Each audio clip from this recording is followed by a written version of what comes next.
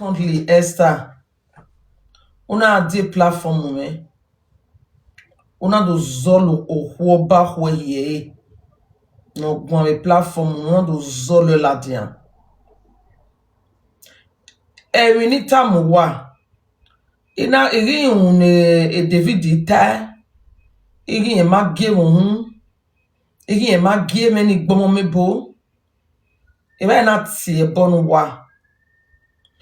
Ina we no we su wa adie si wa boja no we se nu wa o khinziga gbuwa yegbo. Keke nu wa we se na o khinziga gbuwa yegbo. Ina tie ni David. Ina tie ni Esther. Ina tie ni Jerry. Egeni ya uni age matana ya fefena ni agoyo mohun. Ina tie boni. Ina we pose. On that very evening, Esther, no we on working Jerry, ona do mo work pa la jam platform me. Ori mo ona la jam platform me. Not knowing where a queen, ige a ex-wife, or a David, ona we arriva, ona we are going a real line, a real life, or in a we are going in another phone again. Almost 3 phones. Waro tobe asoni. Ebani kuna kama mewe ni la wuwu ni tame ugboti anozi yombowe kun. Me na you wonder na where who tell you say ugboti ade here or we invoice ni la wuwu ni tama we no ziyombowe be kun. Na okay, no problem. O my de suifwa isen Esther na wa mo bishop wona ladian ona agbe RIP ona ya gbe yo ona ri yo mo platform me ona ya gbe RIP ori gbe RIP yo bi rene ona mu pe ti oyimi ona mu ke ori an ira ka we ni ado gbo e ba Esther ira ka la platform we e ma bun no eru bi me platform we iga ka la platform we de ina do ale lo ma hon ina do mwe picture ma be platform we ina ya gbe RIP jo o ina do mwe picture ma be platform we ina do so atie bo no mani e u gana free we ne na erio itamu wane ken wa we se na o ken o unu wa o kyan ziga buwa yegbo ede yiri ede eteni riuhe wa derewe ne meni ka o yanwe na o kwoni nesta do gwagume power tap wala o wa power type what to marry a gift me a power type ni wa ni de e wa ka bo wa ni de then Esther is zol yesterday si call you no ge Esther no to zolo kwona ladian we fe ka kanti no kwona ga aje ori zolori ladiane eye desire keke eye desire really a picture guest o Emmanuel a picture guest Esther wa vaharo IP ona wa vaye okwona egbe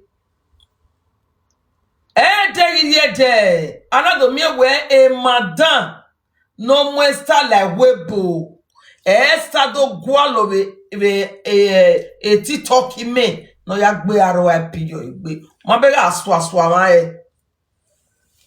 ina wi gbina ni gbina won ma mebo ni gbina ji ina tame David ina tame Esther ina tame Jerry we nu wa we sena o kiziga gwa yegbo Bruda David iri e total gbegbe matana ya fefera gbegbe mame ona give me go ahead arado mieni agwe Esther ke Jerry ke David yana oni ado goe jogian ve samo umeyina owe e matter phone owe agbomo me bofe depression ni owe magbomo me bofe depression ni owe ke no me bo na depression owe me na de gbe yawo emi o zege emena o zege odo ide egbe fawa And a woman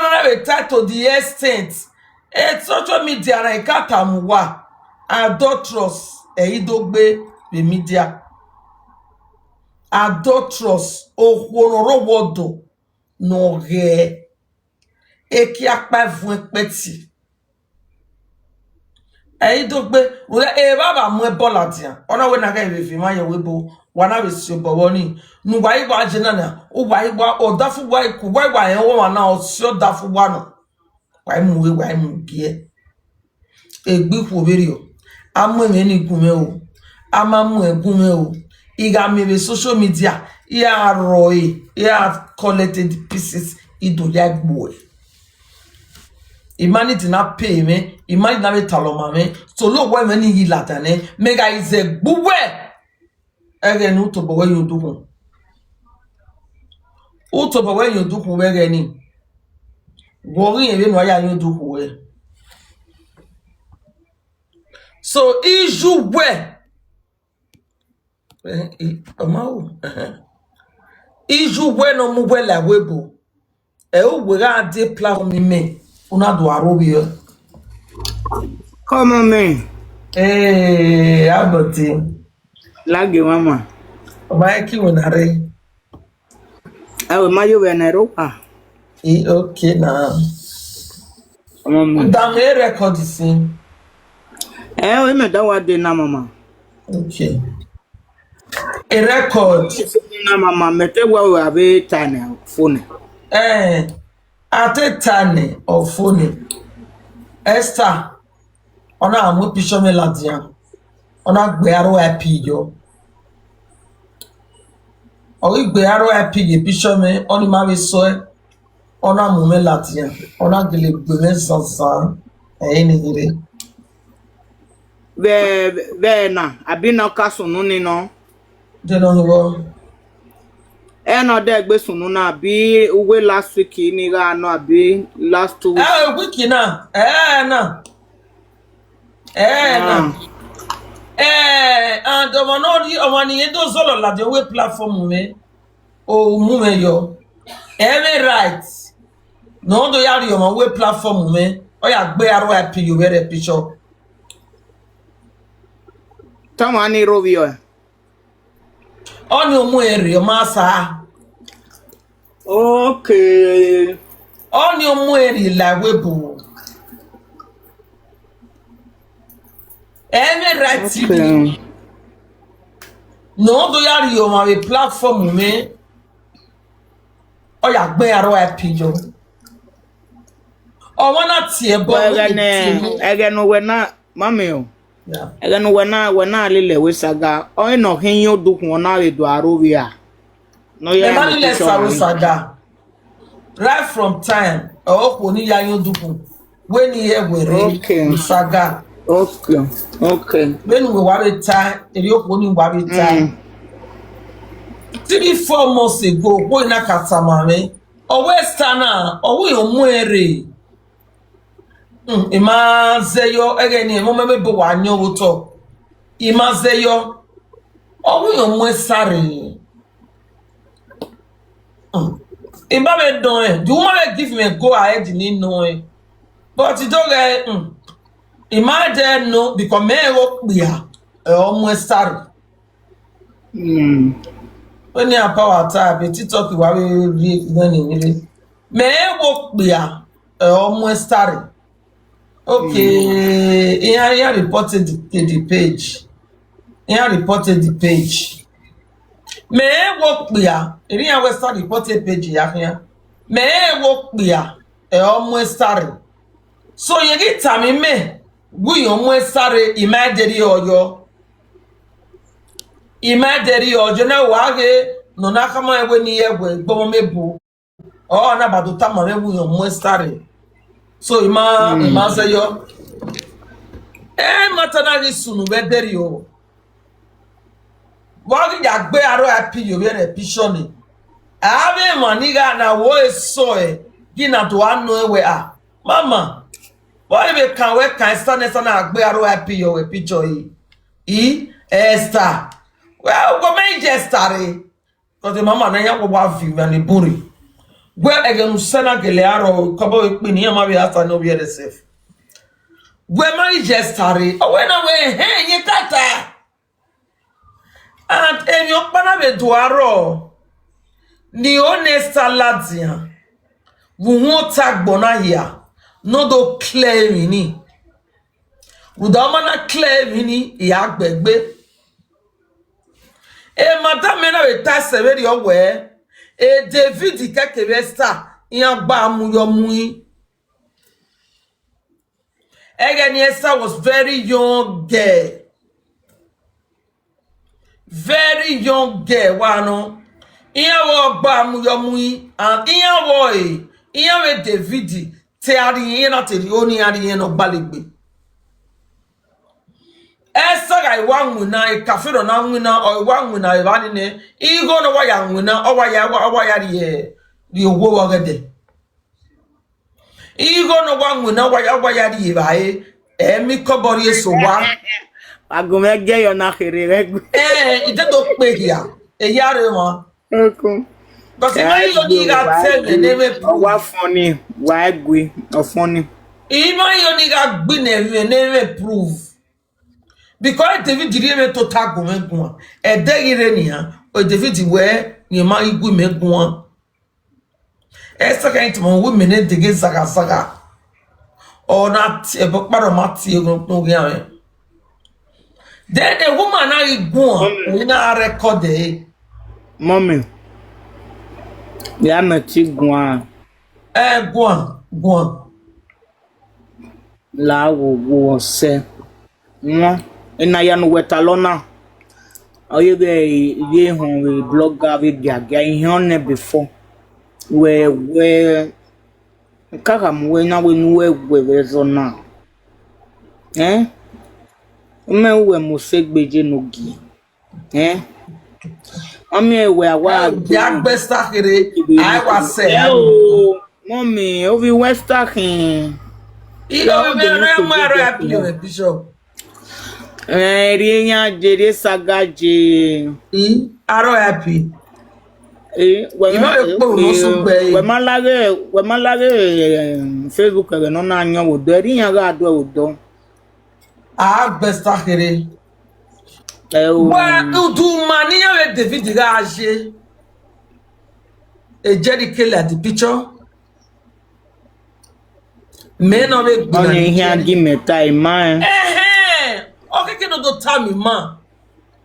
Do manesta keke David Raje before Esther and Jerry. Egene Jerry mana Esther.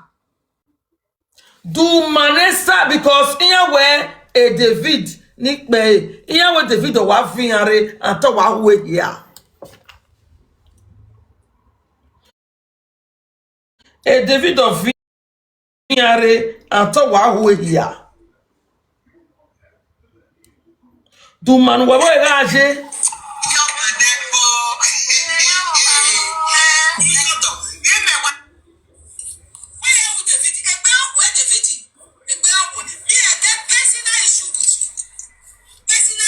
E madame está guanao.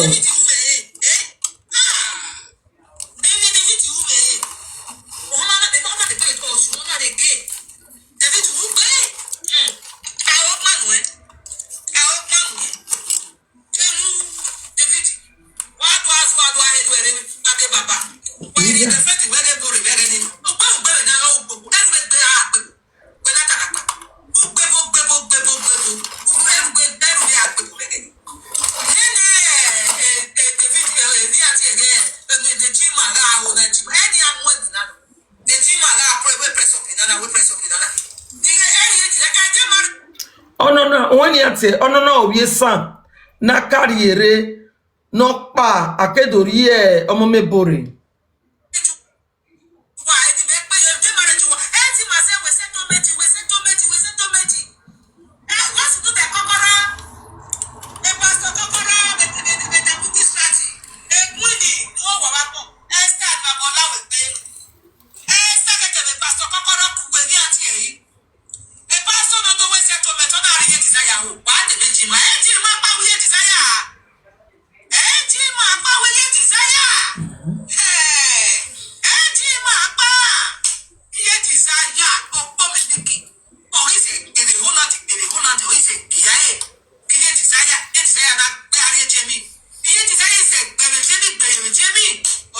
on a was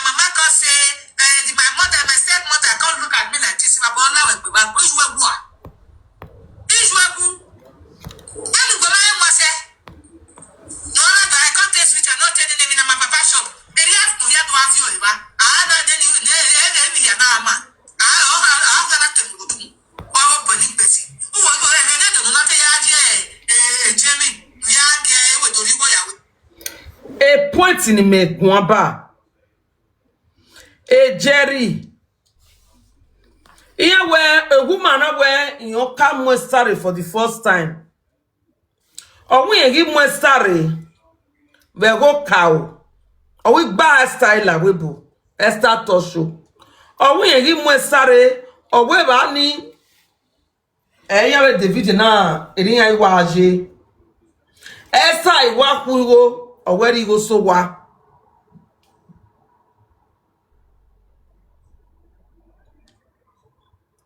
Or where you go say, oh wa. Or where head you go re, you go no really walk one, or why are you by? Or why is so wa? Or what ye take one we na, yena wa mo wo nyare, yena wa mo wo gedere, and yena wadi ye by, yena yadi ye by. Or where or is the do, one of the pawonari Jenny. Or one man go near, we go no ni 1,000 something, or what ni. Or what did you go in one up one Germany? Or where Germany ni, or where you're not deku, no deku, you're not deported in Nigeria. Or where then, or what honor the boy and beyond no more gati. Honor me ati. Or he be dead baby re, you're not the boy fly away again, you're not be deported, you're not more one. Or what ye Timothy? Never Timothy by fever. Or what ni or you take away with your body? No ya day bogia. Or when he may not bear or me bo ya we bede. Go his boyfriend eh. This time I love what Timothy de. And the matter gele no where. When he may san yo dukun wo resta. E di esta be san yo dukun we mana. Does it mean we ugbeme akwe? Ugbeme na ma boy on boy. Eh ma wa gbomo me boy ya. Because it David is senior. Iya ni ya ne David ota ya ne David ota ne. David yi guo, David yi sien. Iro huo ma muoma. Ige me ya gbomo mebu. E voice no ve gweme ina we provide. Bude no na sien. Adego pe agbon yegele kin. We ta mama we social media we ige mi no tunu wo tego do we.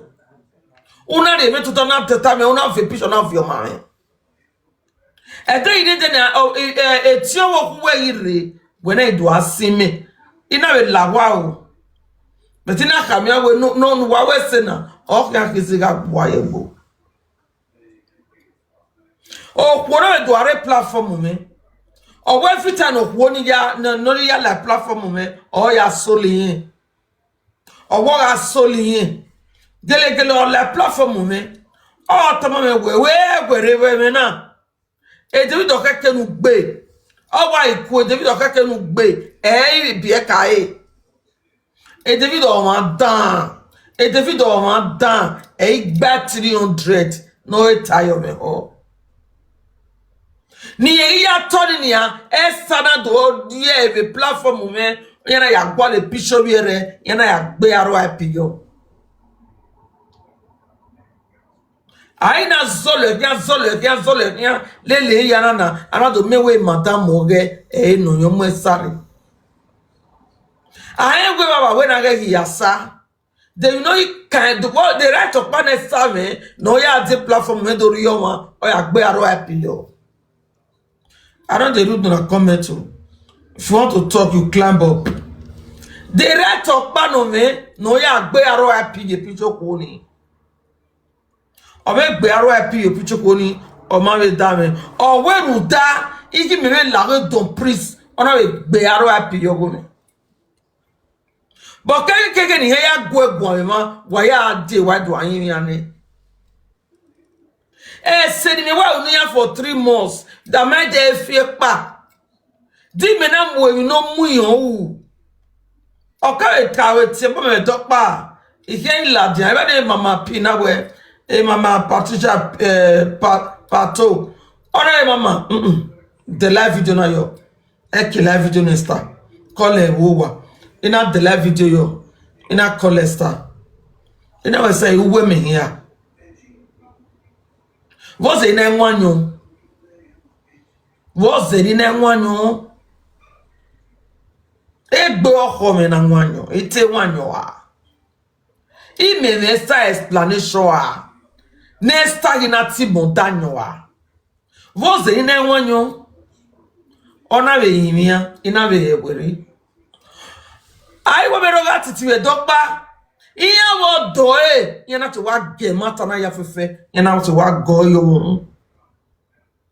O do we ri ona we otinye mata mo ro pa we o kan ge.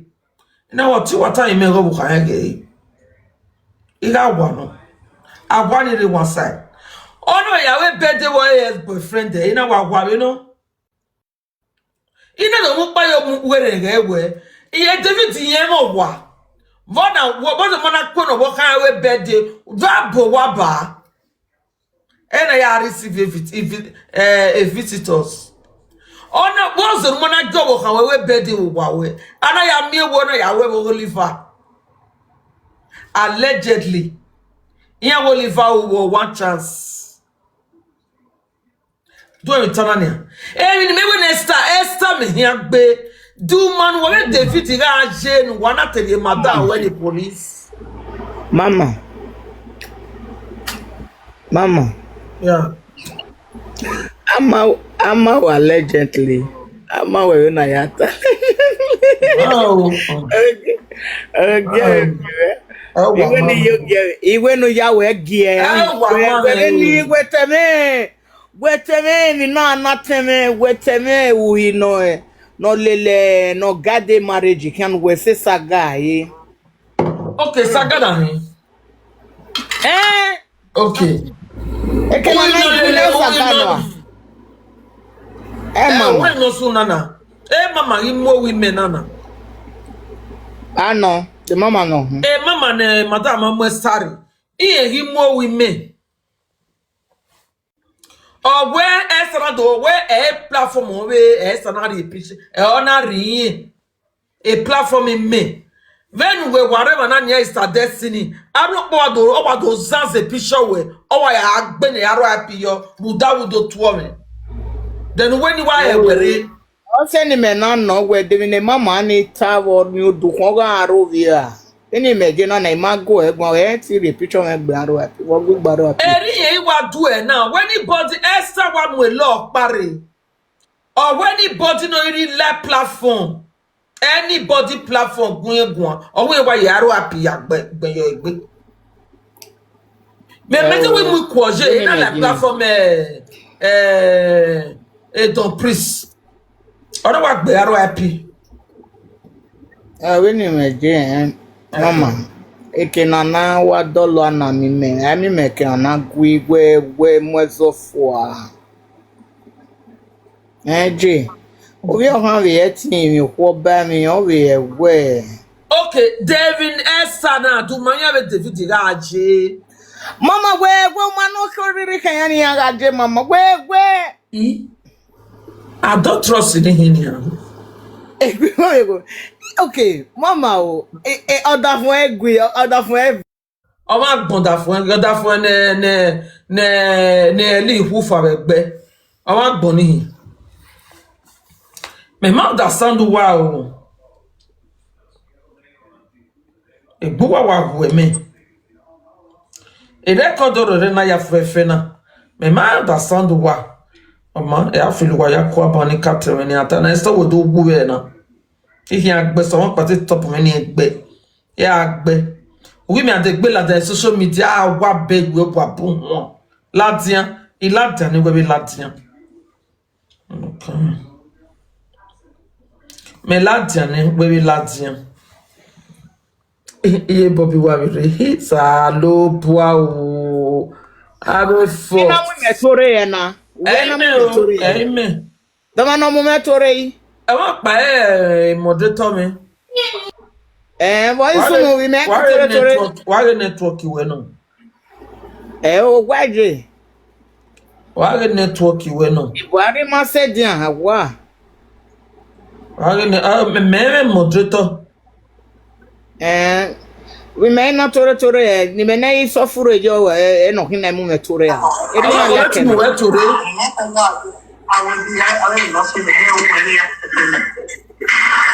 Mama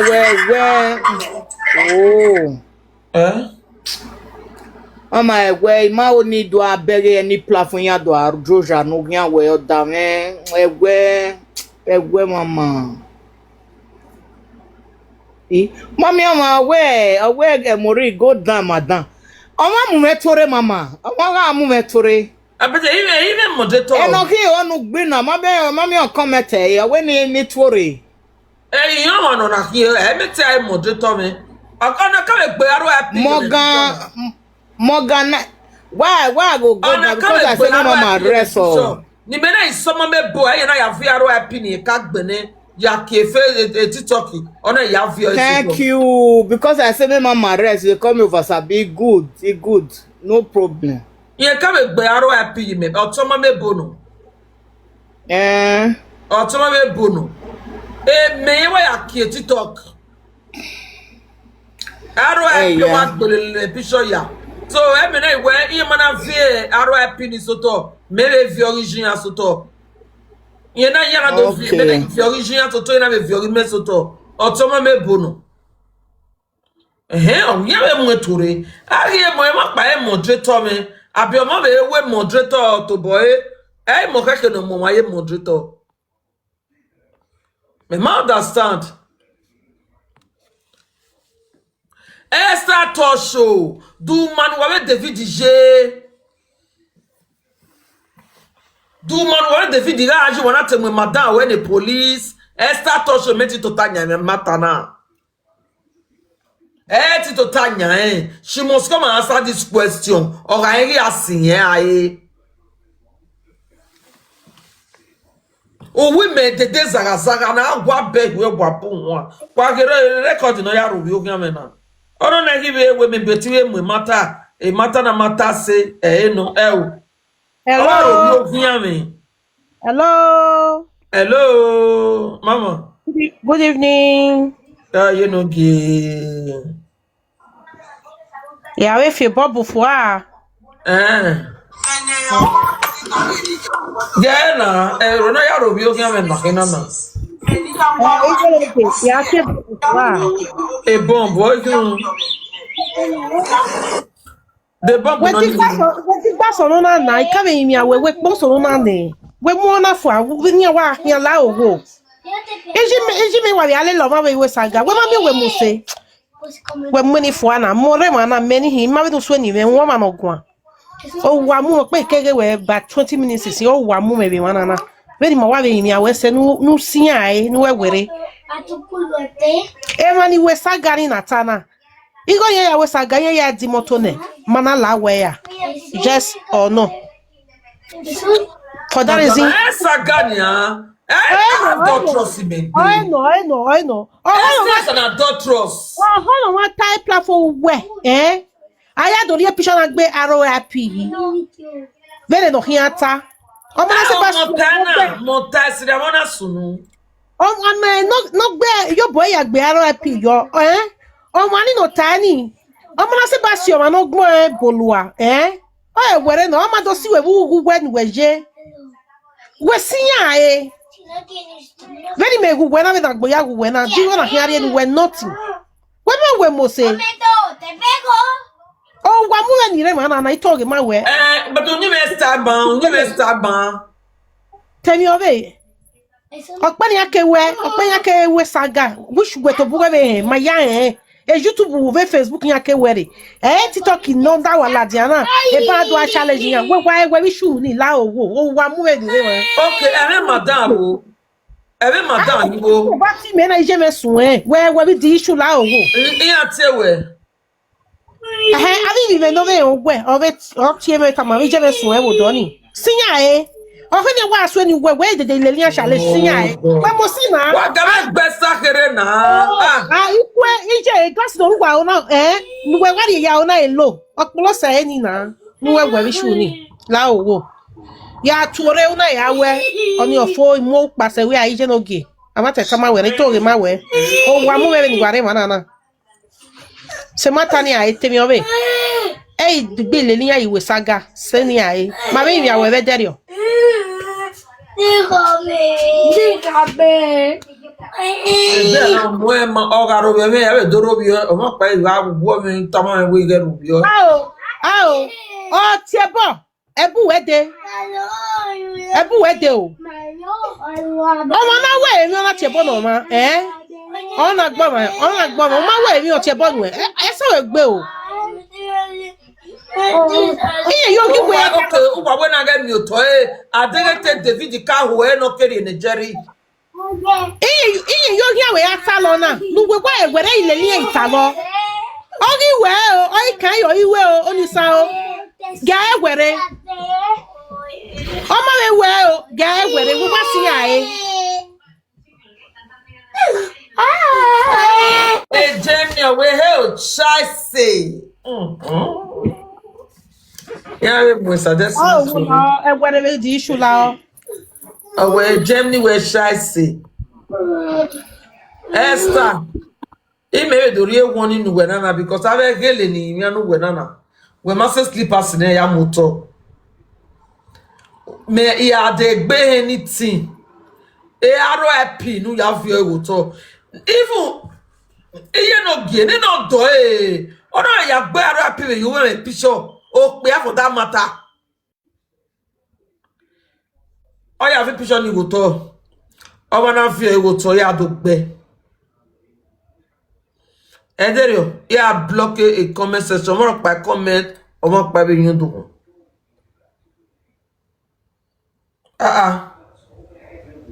Kwala je wa gbe madam we madam no ma be asana ye gbe yan evahi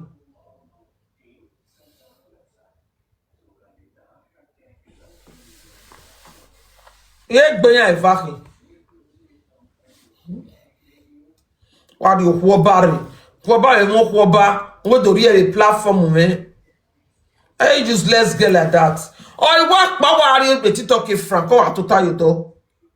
O wa ya ota yodo. We o yan ba we. A platform fracking we. You don't celebrate a birthday bat. A bat no your base. A frank is celebrated with social media na. Birthday.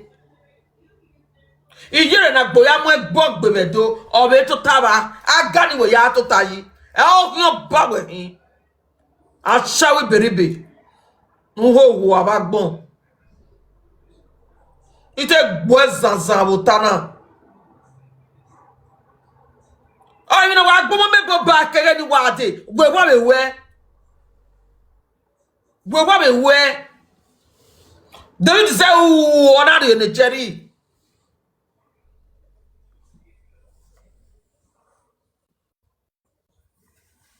Eri amuya we be gani. Ya amuya rene. Ya gole ni ya rivera ne police. Where say je? Ya ne police ne go do gbe. I baba tie boy yoni. You have to go and apologize to that woman. Oh, you apologize to her. Woman apologize to her. The bad day. Yeah, we are still saga with the certificate. You have to go. Oh, you have been going to. Oh, if you do, you apologize to my mother. A mother no be asana. Oh, we tie bona.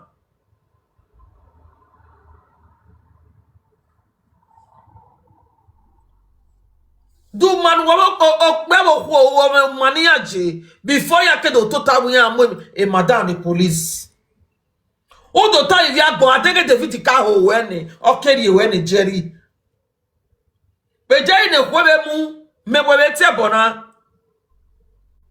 na me body ye gbere body we ye gbere na away from now on we get family now ona fiofo a mo do gbina nu e na so wa gbo wa ba gbon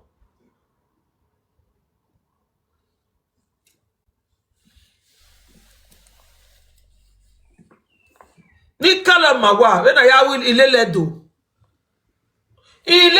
mi we okwo uga okpera mi okwo ona we woni iya we gbaro ni ora izepe iya imegbe ni ya hon megbe ni okoni ya ivare webo okoni ya ivaro tono edu iya ivari owa no pe atamira owu ye mi okwo ye han ri okwo because no pe ani taye ri okwo ni ye ma se no ri okwo e de na mu go jimohun amaka me gba yan ye uke gboda for me uke gbera ere ma igaro e senior boda e o ka gbo yan e aka me yo uke gbe el okwo wa ka ri okwo wa ka mo okwo we gege mi no religion wa akane traditional man upa uya on vie pastor wo ya fe mi wa nu e wo vie pastor ka do ya fe mi wa nu e no ma ile bible fo era de listen we number 1 kawe no bi dun obiana higo kona veneri mention iku seri mejanyi eyan ison bieme okpa bieme wo uwi seni ado investigation of bieme wo atego yero gwera me ai atege hiro de no hueva Togea, Totia, Totogea, Uno Zawanoa, Anu, E Bomeme Yahia, E Tien Kamevejia, Anu. So, pa e dome yakwita we, Amaria Zen, Amario So, Amario Hori, Amario Ji, Denare Yani. Also, if I didn't want to come out. Or I fall in love with any. I don't know why you're not turning. I very well. Is or what I get water. Okay, oh, ye gari. I don't know we share a zengano. Oh, je gari. Uno zarotuno. Oh, je gari. Aga bokuku yo hune. A list. Nuya collective obey family eh. Ado bokuku yo hun. U dele ye ya igba. Egi kobo pe ala o. Egi kobo hula o. Oga irekpo we. Egi wanera e kokonu amugo yo huni. Egi wanera e lao. Now we palo. Then how we buy whatever I back warning Emily be wide there, Emily will far wide there, a problem you run your medical support you. But all we paloni, yase be pami, yase ba mena yango, e geri gejo. Aga witawini ya fefene, ado amugo jo. Ere no kwa keme rigo, every here for. Or say are you way? A can not say are you way? It means where or say are you way? No yakoko bae, no yak bao will be in Udori. No going a bear. I didn't go to the bageki. Why 24 I give Mugo Jone or the second I asked for Harry. Adorio you I kaye era do e kegbe odo e transfer o transfer ne no piani waga iri aso one then a tradition might do swing we wogera nene wogi jenene amuri jomo igo na mujo hu awe marriage nene oreren wagbale canopy ke saya sering growth or one he only count now we palo only the main marriage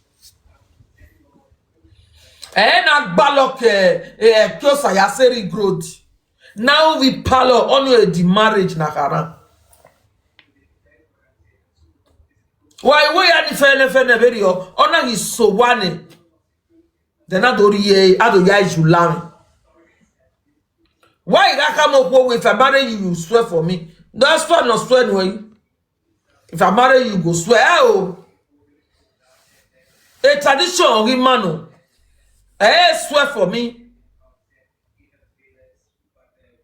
When we get a tradition, okay, a list in era violatia, who delay ya yamugo yo, eri have unuwe. Eri have unuwe. Oh, we are few abadori aria wera. O mani ti do elele. Age odo wa no gbesesese no. Elele gbera ba. Aya julami. Aya se wa upe tu ya siro to wa no fua no yari eruwa obanu okuku ni amanyan muri. Akoberi o ija ya salo eto.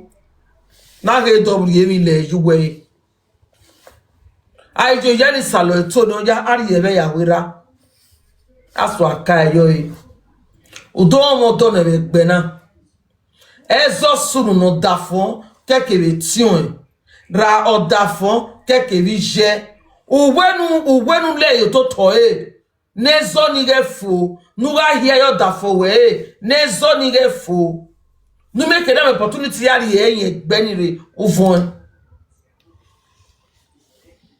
udo mo to be gbena u ma zere ko u mo so be ko wonu ya logo pia wonu ya logo ku wonu ya logo omobo wonu ya logo mogwe be gbena nu gbena na dori igwe na egbena nu gbe gije na nia uda eni egbena ni ogwe ikwo ni u se eni oge era eni egbena we ikwo ni uvon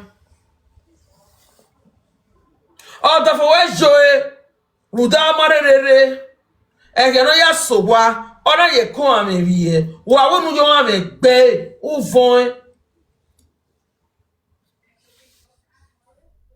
ube u mame boda for we de no mame na boda for we de ni igo no o ma onori enu wa gwa because u ma zeweko u mo soweko no we bo do ra bi juwe u ke adie gbe na u wonu do ya mo business order for we ya u we fon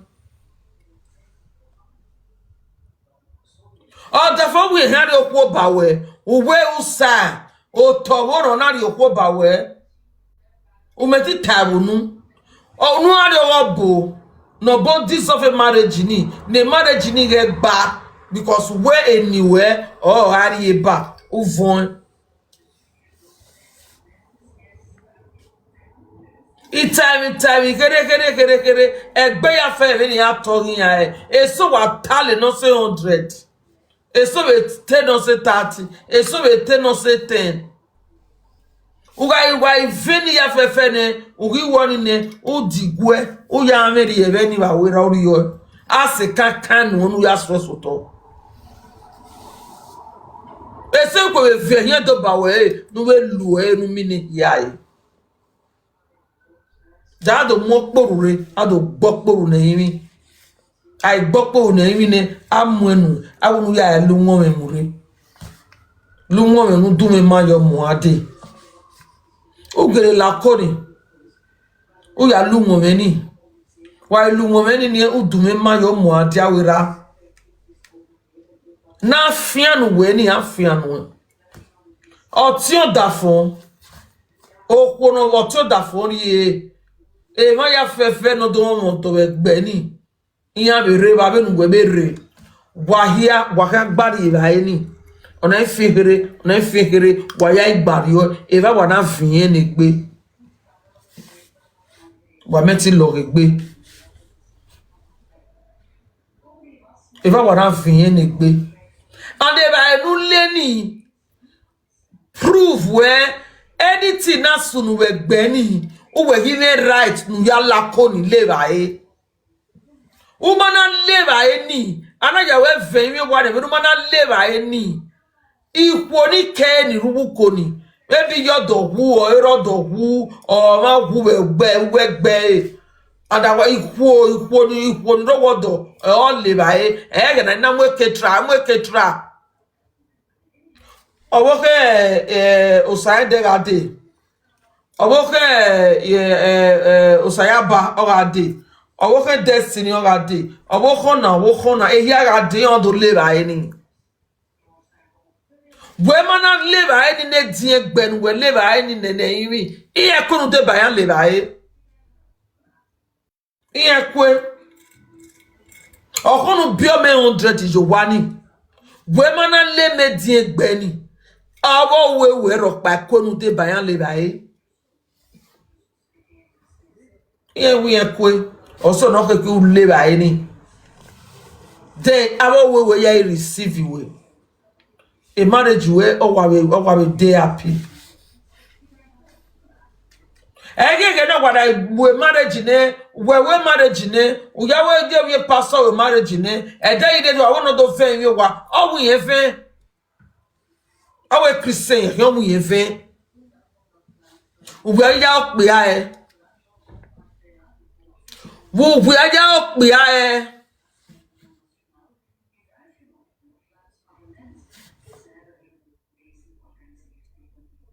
e so bo ku wa e wa be mi igo no mu nu amuyo ohun obo ku bwe o be ri go ba go nu bwe no ya pay bread price. Are you okay? Were they okay?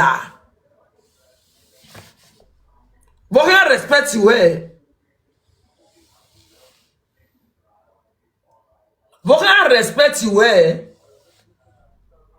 No, we are not where usame me akbobo, usugbigo mujijuo, usugbigo mujijuo.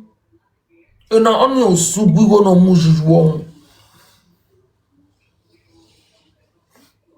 Why one la webo wa other friend one on a transfer one on.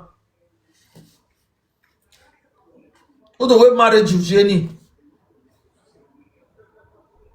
Uwe marriage uje ure marriage ropa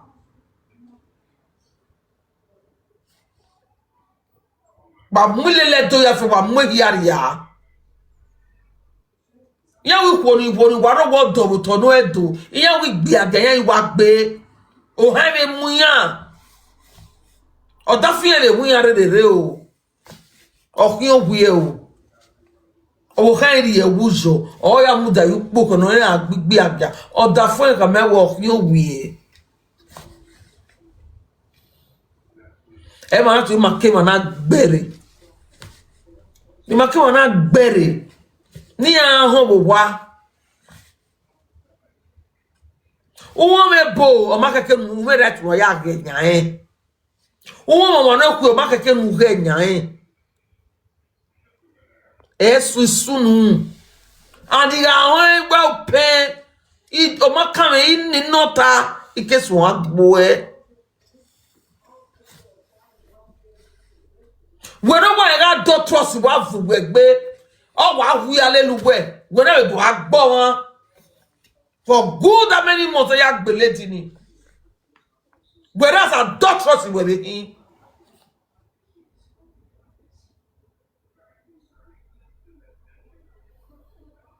then why I got good time on your ba then why I got good time on your ba emi na good time on your ba we kenu your ba ye la ba ejeba o se to digwe when the mayare we bonania wa made onu no say the mani burudu wa rudu we when start jena no mana ige emilo gbe na rudu wa so say ni e mani ni few no mana do yin o say the mani filunu no na ye bunjo in amado yin ibe na te we gbe ni ha ya yin because we are very stupid girl. It's just me but I didn't know big book wa. Ina te platform epa, ina de platform big book. Ina ya gwo ya gine bani. We do bani ya gugu anya baba ni ya gugu e de igbe ibi brodo mo episode ina moge ri ya vision ina muho sayo ana do mo episode ni kugbe. You know when the time if you are going we gbina ni gbina we gbe no tono edo if you me picture like that we na time we drop it you know take drop a picture ni you know pick a sense e matter do ya kekele we picture na latia o ba keke me picture latia when if gboya we o keke ni me picture latia we no mo say e ni ya we ugly ni. If you do your fefe, you know what's up me yo. Ina digwe a platform mena. Ina in your pena in your go forgive a mistake igano. When it start man of no do yet feel, una do ye ba meta. Give me kuwa your ba. E platform menwe we to taji. E platform me from Vito we to taji. Well your ba. When I bat e do say media na e from it to akayi ma men ye ma ho o ka hin man on a celebrate bat on a platform we ya to taji ibe de la wa iye wo en kiyan yin me na do ya giyan but you not give good you not give example to everybody. I'm so proud of doing that thing you need. Ina la de platform we na digwe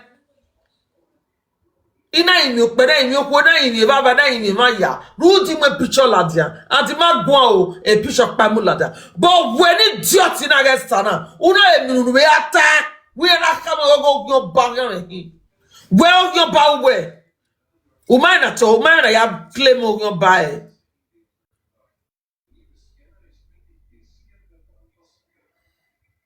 do gwezanzan wotana do we ate we asete sagani ma we are tinu mo bopa ekwemu wa okwo no wade de egba okwo da for your family re odo asoma ma na mo be ayi ni ane e mo ga to me elu we bon aberu nu we je why tamo jeri egbe we eri obi egbe na look here iga agbole media na yi go hono na meru ho nonsense gwa me ti ne kwemu aya mo bogbo ba na bogbo e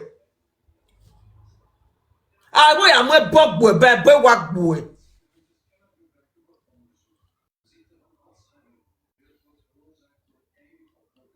omo mu were umasa benu be father together that we ige o wa hu fine No ko mare de madam mare de jingere. Iye wa e madam. O wa e say ma fi we ye. O hono gwan we koko imehe we botu akwani mati ejin. Agbo ya ho e be jona. O we do kai me we ma yen gin o ga agbo me dere. Ya wa jo poru ya unwe. O ya te gbo ezansan ve na. Oho ya we blogging ya me peti ori ba bishop me wu yeye ami abe wu mebe o imisabo iyo imisabo I bien na ho bien no wo ma ina be muje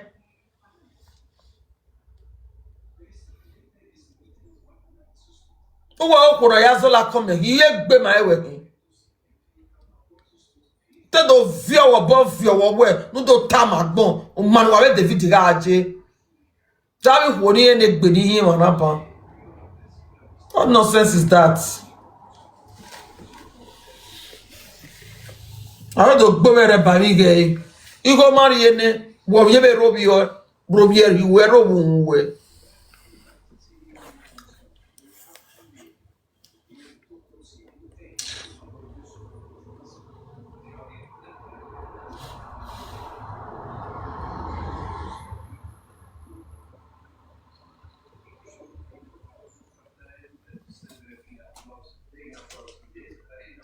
Ele don na we me lo gbe no sense ya mo bogbo ba na anu no me no ameti ya seri on we ameti seri bo na amu gbuwe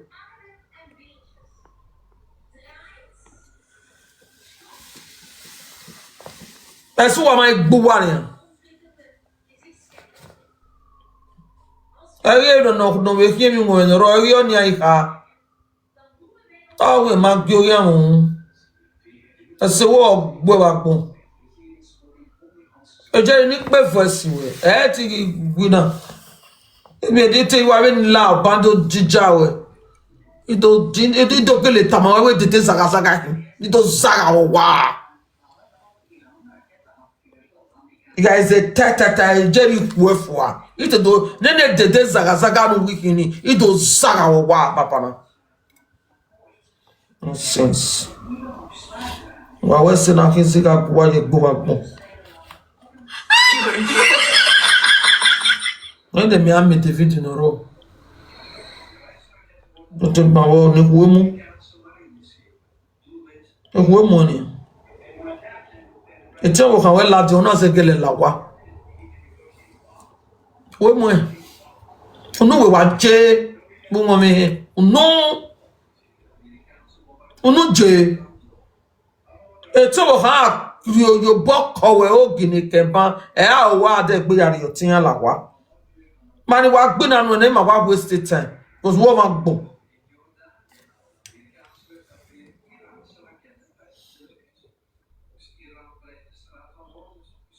o ma ru e gbe do be se ni unu e tu wa gbo wa gbo gbona de memu yen iboji wa do dame o you know ero hoy Ado dame Jerry e no me bowe ti meri o mo me bowe obi obi jeme no be ni gbo wa sansan dear people wow wa ba gbon awun don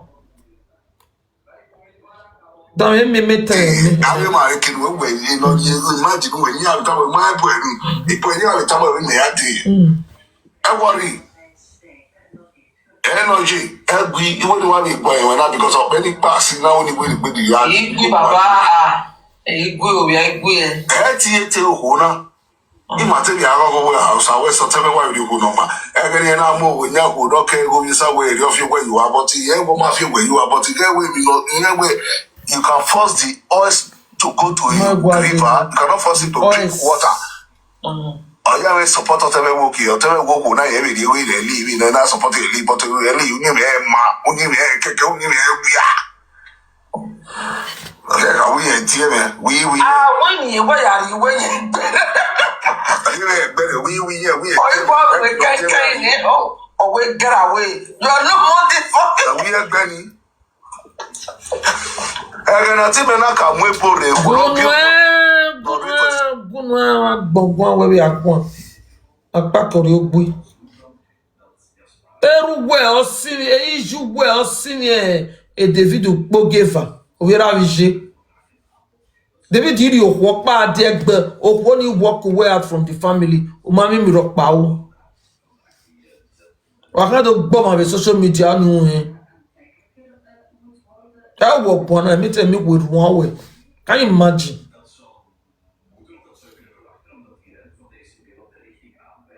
I say to Tabo when you got on pain, the woman. He made the time when why the latest of your banner. You have to tie a platform from Vito. A from Vito all celebrate about Baze. You know that very well. About Baze, no way, a baba like a bien stage.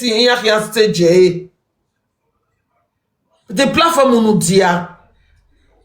E wa dia. So ni maso no we. Oni ma yawe amu. Wow. Oni ma yawe mu. A picture in Memula that you are a very stupid girl.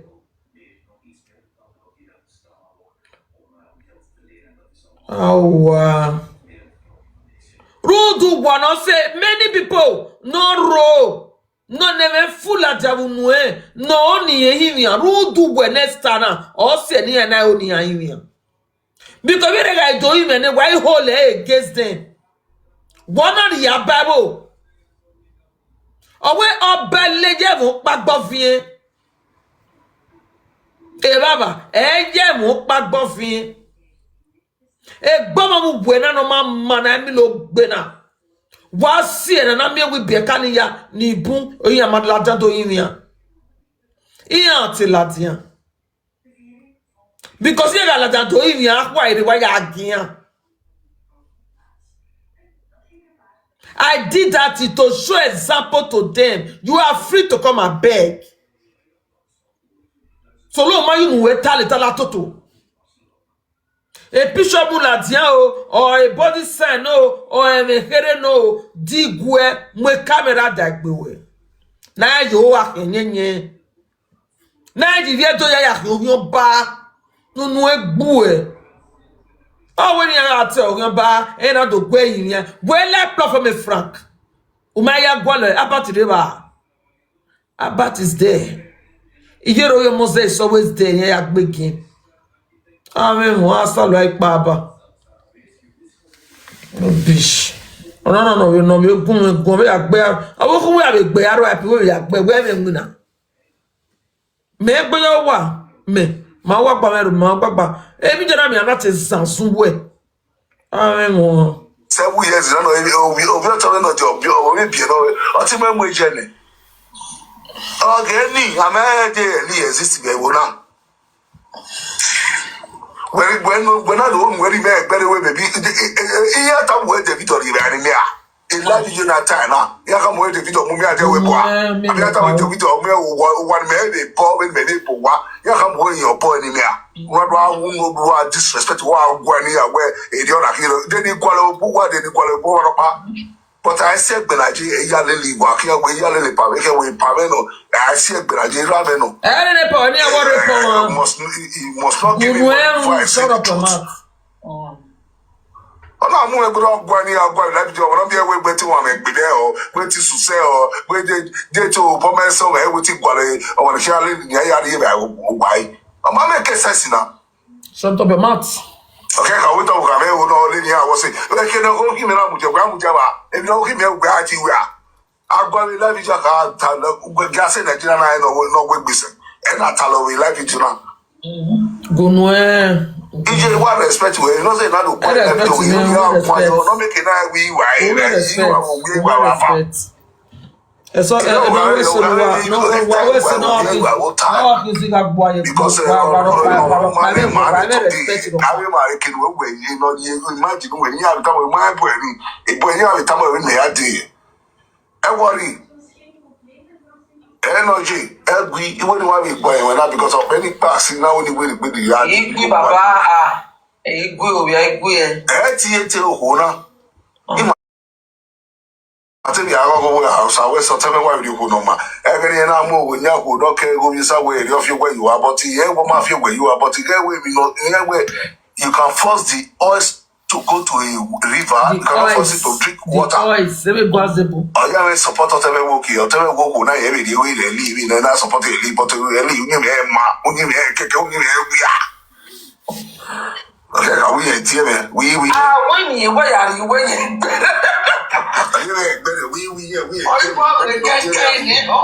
we get away. You are not wanted. We are Benny. Ari ka mo ewe Benny wife yan po ah. Wa ri wo ka mo ewe Benny. O ma mi ro pa una. Na e ko la wa. Le rien le temps. Oui. O wo Benny.